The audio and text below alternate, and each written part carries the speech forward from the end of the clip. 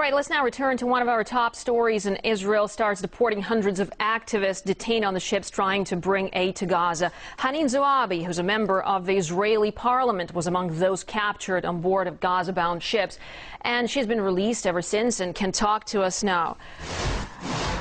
Hανίν, so tell us what happened on the ship you were on. First of all, what happened was before the Israeli ships surrounded us. I would say that the story doesn't begin from the moment the Israeli soldiers were on the ship.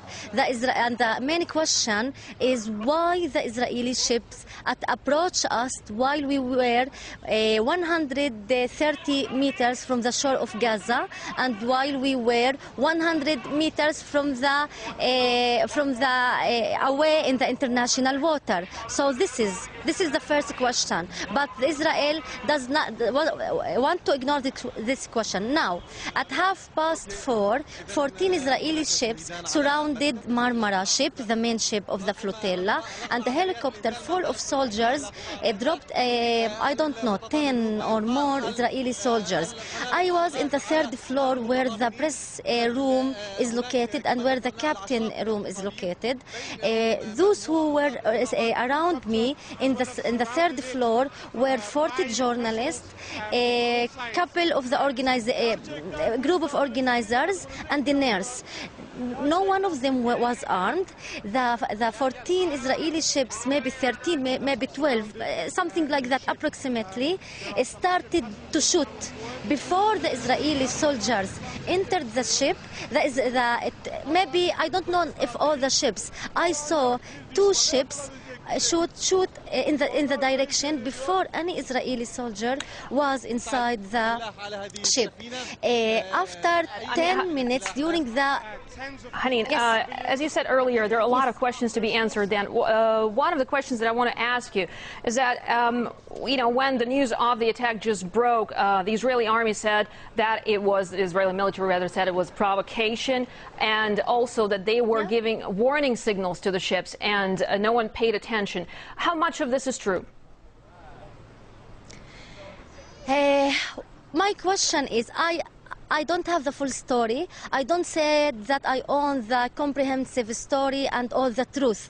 I witnessed when I was and the time that I was on the second floor, on this floor, on the third floor. But my question is, if the one side who has the all documentation of the story is the Israeli army. The Israeli army shuts the camera, disconnected us from the satellites, and after that boycott all the cameras of the journalists and also of the passengers. So my question is, why the Israeli army released just the shoots and just the documentation related to the Israeli injured?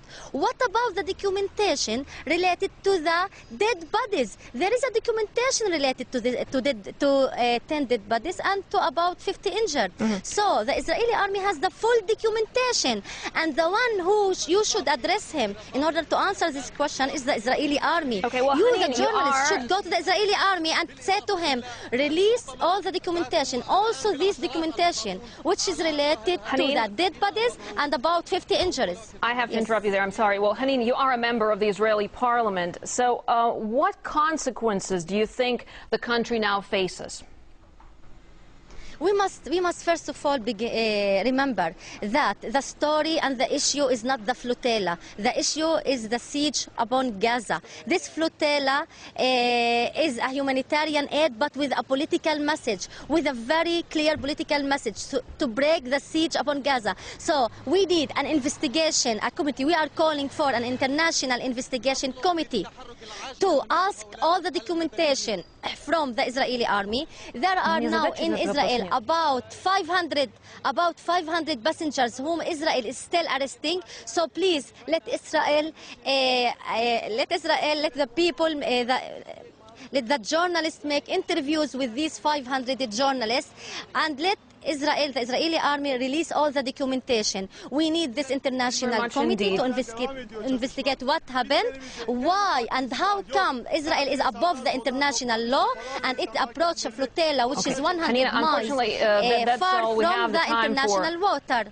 I have to interrupt you once again. That's all we have the time for. But thanks very much indeed for being here with us in the program. Very much appreciated. Hanīn Zouabi, a recently released Gaza activist and a member of the Israeli parliament.